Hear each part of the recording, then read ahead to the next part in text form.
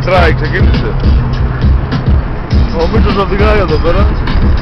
Τα νιάτα μου με λέγανε Σουμάχερ. Τυχαίο, δεν νομίζω. Όπως βλέπετε είμαστε σε μια Porsche Boxster και θα με επιστρέφουμε σπίτι μετά από μια κοσιαστική νύχτα.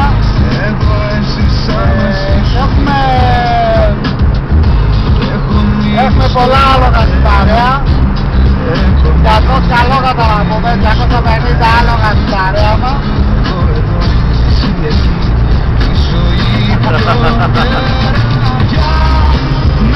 Αυτό είναι το πρώτο κόμμα γύρω στα 210 χιλιόμετρα την ώρα. Δεν φαίνεται γιατί το αμάξι είναι πολύ στιβαρό. Μετά το 210 επειδή αρχίζει λίγο και λίγο ψιλοφρένει, μέχρι 210 πάμε, δεν πάμε παραπάνω ποτέ, για να έχουμε και το πλήρη έλεγχο του αυτοκινήτου. Και στην πορεία θα δείτε τις δυνατότητες του αυτοκινήτου, οι οποίες είναι απίστευτες.